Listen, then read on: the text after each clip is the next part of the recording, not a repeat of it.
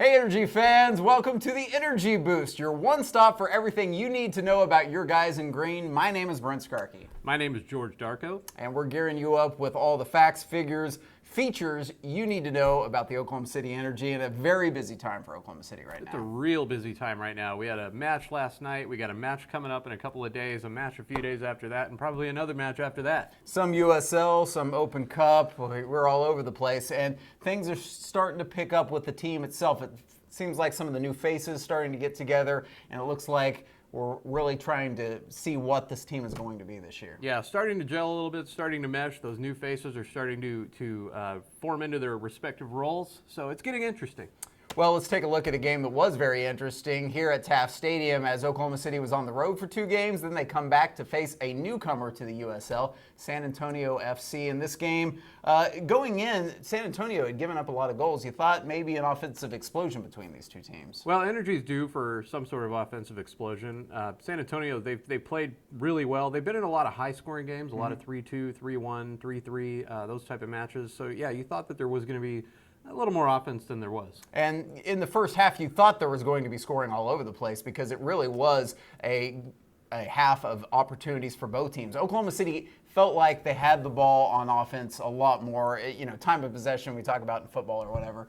I think Oklahoma City definitely dominated. Yeah, a lot of momentum shifts in this match. Early on, San Antonio seemed to have the edge. Later on, Oklahoma City gained the edge. San Antonio, though, ultimately outshot Oklahoma City in shots on goal 6-1. So San Antonio probably had a few more chances in the match than OKC did.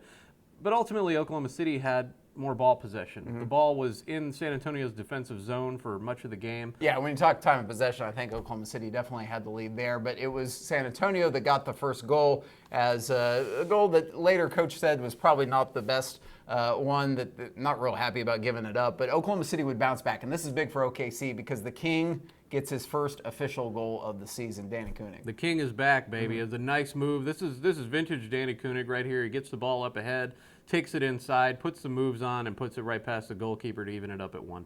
Looks like Michael Thomas is fitting in nicely in the midfielder position, a spot that he played in his first season with Oklahoma City last year, all as defender. Started the year as defender, but it looks like they're starting to find a place for all the parts here. Thomas was he was respectable in Arizona. A couple of moments where he kind of, you could see that he wasn't quite in the groove of being at midfield, but he played well yesterday. Did do well, and the game itself, the match ends in a 1-1 draw, and that's not something that Oklahoma City likes, especially at home. They have been, like you said, on a tie spree, as it were.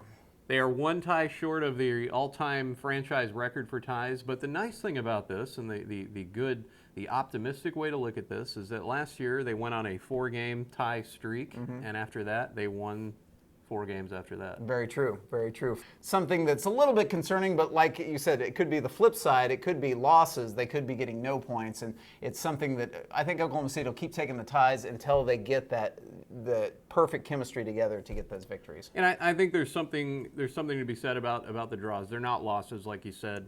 They're ties, they're draws. They show that the club is basically starting to come together. They're managing, they're maintaining, but they're also growing. See some different combinations with forwards and midfielders. And then on the defensive side, too, Michael Harris has been playing very well for Oklahoma City the last couple of games and getting the start, something that he hadn't been doing at the end of last year or at the beginning of this year, but definitely back in the lineup. We talked to the coaches and players after the game.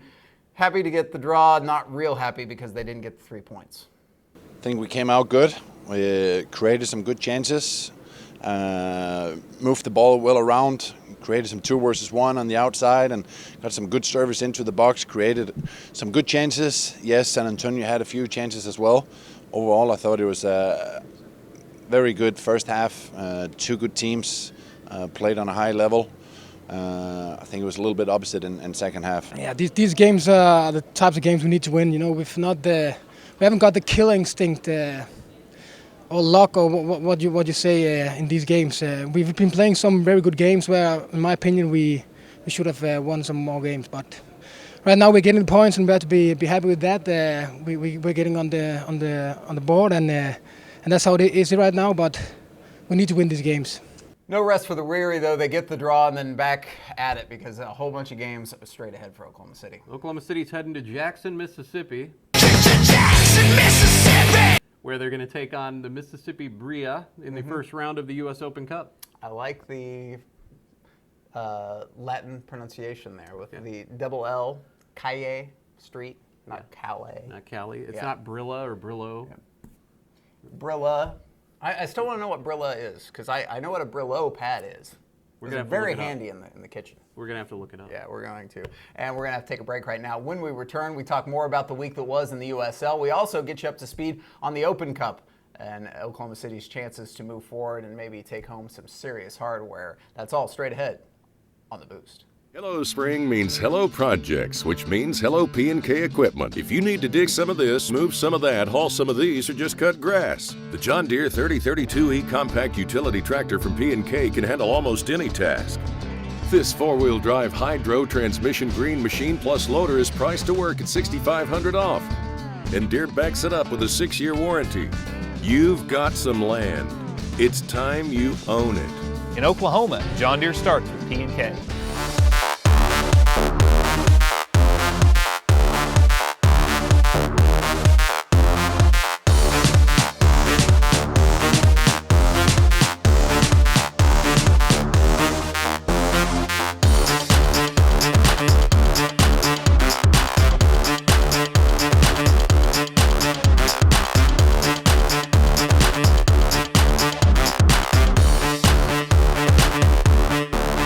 Welcome back to The Boost, everyone. That's George. And that's Brent. And we have a meaning for the word bria, We do.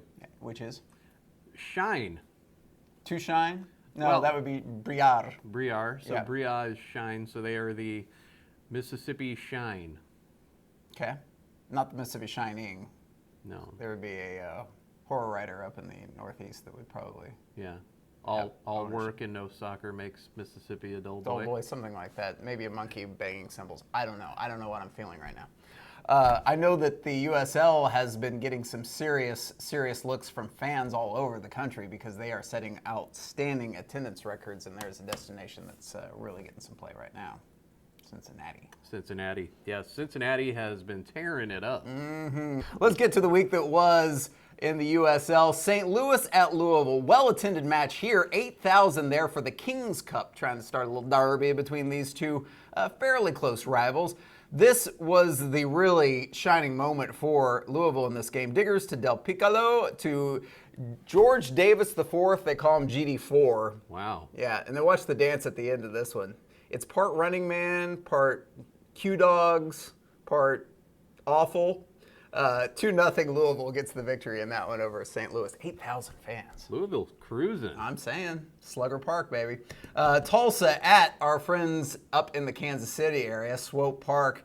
And it looks like Swope Park has busted out of their funk because Tyler Pasher, 2 goals in this one. Swope Park gets the victory 2-1 over Tulsa. Well, if you're on a skid and you go to Tulsa, it's usually a good thing. Yeah. I'm not saying it, no disrespect to Tulsa, but in all honesty, Tulsa is not playing You've very lived well in this Tulsa. year. You love Tulsa. Yes. Yeah. I am a former Tulsa resident. It It's is a little bit beautiful more city. urbane than most. Yes. So, yeah. However, the way that Tulsa's playing this year, they're having a hard time coming across wins, and Swope Park played really well early on. They hit a little skid.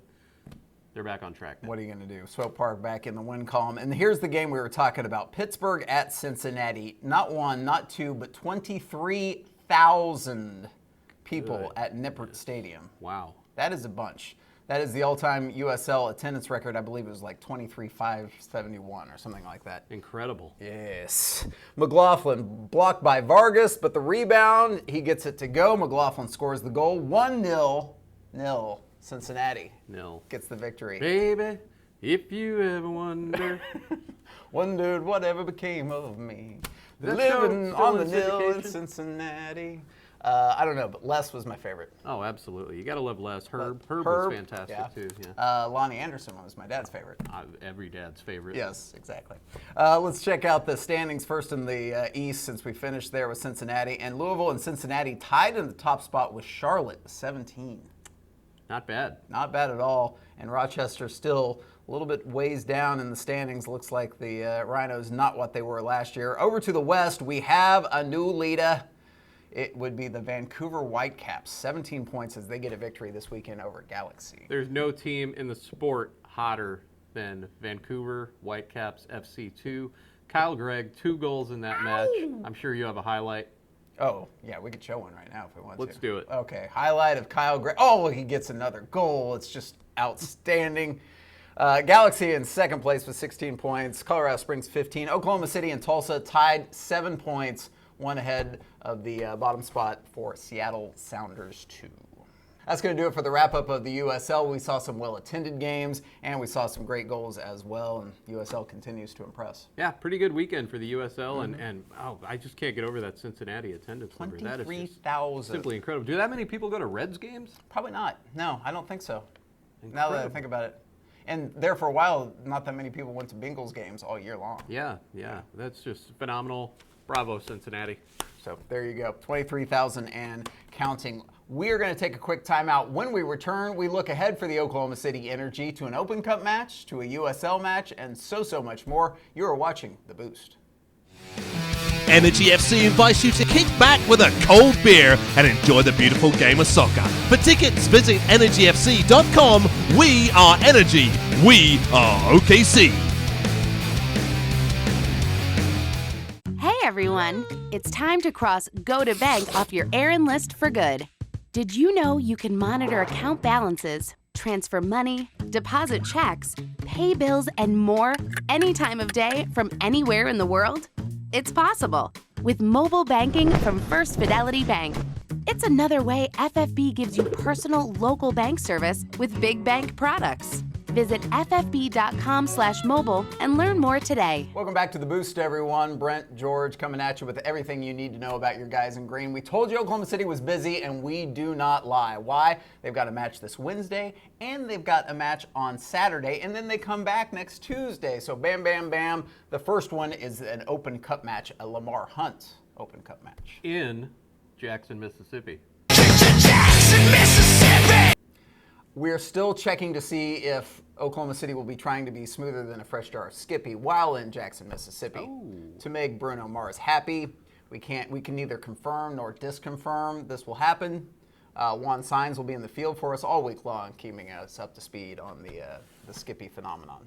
Should be good. Mississippi Bria Bria, of yeah. the PDL will be heading. A team that our U23 team will be taking on a couple times during the regular season. Correct. So we'll be heading down there on Wednesday to kick off the 2016 Lamar Hunt U.S. Open Cup. Oklahoma City about to embark on their third journey into the U.S. Open Cup. The first season, Arizona United SC ousted them in the third round, and then last year they made it to the fourth round where they took on FC Dallas and were ousted by FC Dallas. So maybe this year, get into the fifth round. Maybe Move be on. an MLS team, who knows? But to get there, they have to beat every team along the way. First round against the PDL, this is when the USL comes in. And Oklahoma City on the road, you would think this would be a fairly routine victory for Oklahoma City. You would think so. Against a PDL team. Last year they played Midland Odessa, down in Odessa.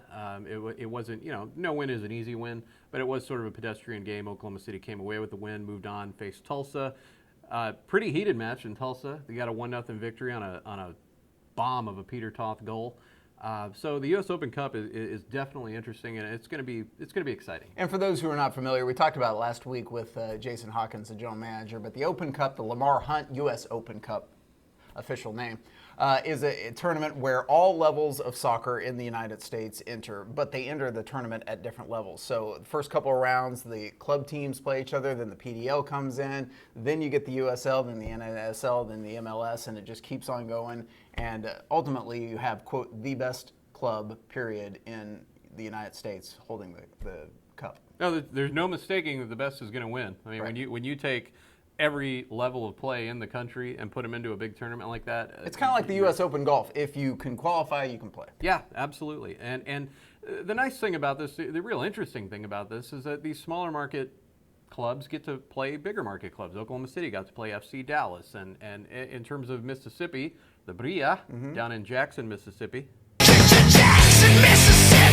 They will get to face a USL club in OKC Energy, and on the chance that they come away with a victory in that, then they move on to play maybe an NASL team, maybe an MLS team. So the U.S. Open Cup provides a great platform for, as Jason Hawkins said, Cinderella stories.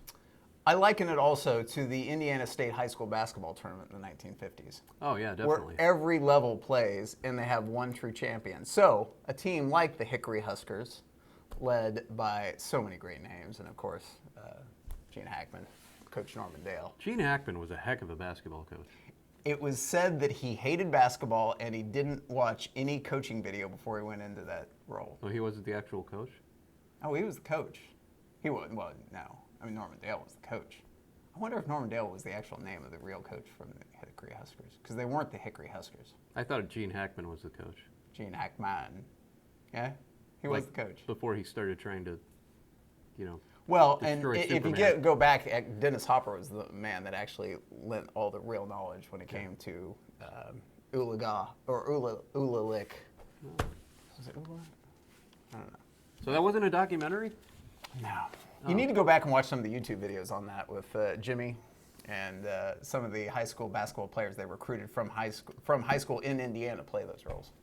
Incredible. I will do that. It's one of my favorite movies of all time, as you can probably tell. Anyway, Open Cup match Wednesday, Oklahoma City and Mississippi. If they move on, they will play June 1st against who?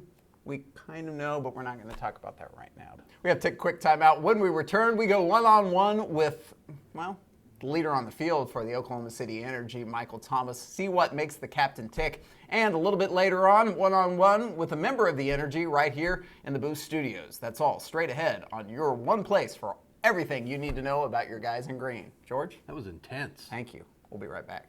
Mow well fast and save big right now at P&K Equipment. Breeze through your yard with a John Deere Residential Zero Turn starting at $24.99 or get a riding lawn tractor starting at only $14.99. It's not how fast you mow, it's how well you mow fast. And P&K Equipment has the mower and accessories you need for any size yard. You've got a yard. It's time you own it. In Oklahoma, John Deere starts with P&K. If you could hear what we talk about during breaks, the show would be 82% better. At least. Maybe yeah. 83. But some of it's You don't care. That's Yeah. the bottom line. You don't care. NSF. It's entertaining. Yeah, but exactly. yeah. Entertaining was my conversation with Michael Thomas, the longtime Oklahoma City Energy captain. He and I sat down. We talked about the year that was last year, what the future holds for him, and really what makes the leader of the Oklahoma City Energy on the field as is. What makes him tick? The progression of soccer in Oklahoma City, obviously you come from a soccer town with Kansas City and the Wizards and Sporting KC, but how have you seen Oklahoma City grow as a soccer community? Yeah, it's been amazing so far. I didn't really know what I was getting into coming into Oklahoma City. I had been involved in coaching up in Kansas City before I got here, and the first year was just kind of, I feel like people were getting their feet wet throughout the city with soccer. Suddenly I got involved in a lot of coaching within the youth system, coach a couple rec teams, some high school teams, and because of the energy and how well we've established ourselves throughout the city, because of how well we've done, I feel like soccer has grown like that right away. And it's not only because of us, but it's because of the organization and people in the front office, management, getting involved within the community as well, and us players reaching out too. And it definitely helped that we did well last year. I think we drew big crowds towards the end of the year, and that gets kids excited about playing the game because they see it at a higher level now, and with how well we did and possibly almost bringing the championship back to Oklahoma City, young kids want to aspire to be on the team that will eventually do that, I think, and having us be in the community and those players that they look up to is very beneficial.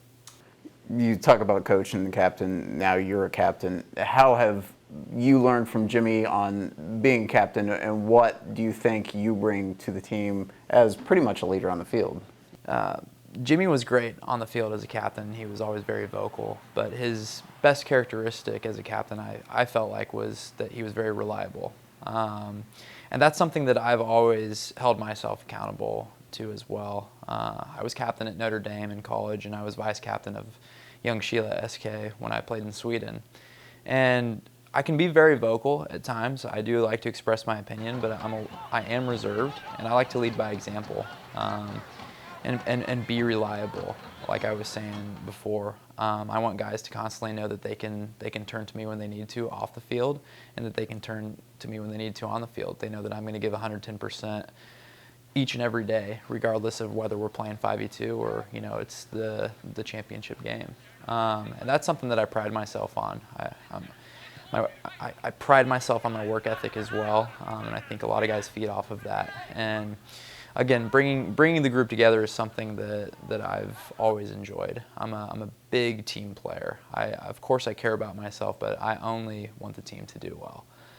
If the team does well, we'll do better as individuals, and that's all it's about. We're all here for the same reason, and I enjoy reminding people about that we need the team to be successful. You can see that video in its entirety at energyfc.tv. A whole slew of videos there. We've got interviews with Danny Koenig, Jimmy Nielsen, Cody Lorendi, among others, and all spectacularly hosted by this man right here. And spectacularly produced by this man. So go watch it. There's more on Michael Thomas, too. I love hearing the stories about his family and what this means. And he's an interesting guy. Yeah, you just got to go watch it. You just got to stay with us right here on The Boost, because we have to take a quick time out. When we return, we go one-on-one with a very special member of the Oklahoma City Energy. Who will it be? You'll have to stay with us after the break to find out. Gene Hackman?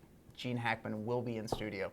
He is actually now a member of the Oklahoma City Energy. Find out what the longtime actor and Coach Norman Dale has to say about this year's Energy, or not at all, after the break.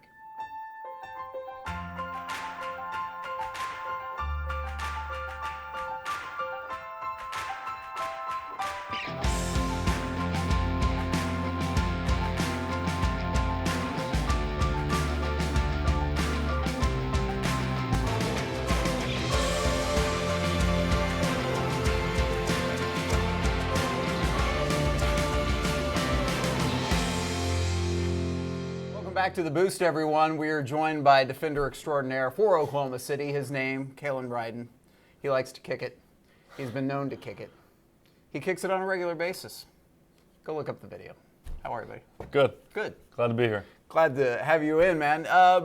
Chance for us to kind of sit down. A lot of people know you are the Oklahoma guy on the roster. Grew up, Norman? Norman, yeah. Take me through your childhood. How did you get involved in soccer? I was kind of, I guess, not thrown into soccer, but two older sisters that played soccer, and so that was kind of the, when I was born, when I was growing up, I watched my sisters play, and I was just always around a soccer ball, and so I just always continued to play soccer, and parents threw me into soccer, and I fell in love and never stopped playing. And a product of the Norman soccer system? Yeah, played for NYSA Celtic. Mm-hmm. That was the only club team I ever played for. When I tried out 5th grade, made the team, and I played with them until a senior in high school, and then obviously graduating from Norman North, so I played with Norman North soccer as well. Mm-hmm. And then college and then MLS experience as well. Yeah, it was a great, unbelievable experience getting drafted and playing with Columbus, getting an opportunity. I learned a lot from that experience. Took a lot away. But yeah, it's been one heck of a ride so far. How cool was it to come back here to Oklahoma last part of the season and play in front of the home fans and to see the way soccer is growing here? Yeah, it's definitely grown since last I've been here. Growing up, I didn't have a pro team to go watch games around the area, so I think it's really great for the community. And it is kind of cool being the Oklahoma kid, I guess, if you will. Last year, the end of last season when I was here, I just had random, friends that I hadn't seen in years at the game, kind of, Kalen, shouting my name. And so that was pretty cool. And now being able to get to play, I really enjoy representing the city and the state. You got to play in the Colorado Springs game, got to get one of the PKs in the Colorado Springs game. How cool was that environment as a player? Yeah, that environment was probably one of the better environments that I've ever played in. To be able to step up and take one of those PKs, it was pretty cool.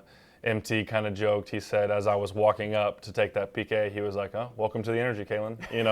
That was it. I mean, you came on late last year. You got a little Mm-hmm. bit of playing time, played some really valuable minutes in the playoffs. But now, pretty much one of the standard bearers for this team, especially on defense right now. Yeah. It's like you said. I came in late. I wasn't expecting to play that much. The team was doing well last season. No need to make any changes. I understood that.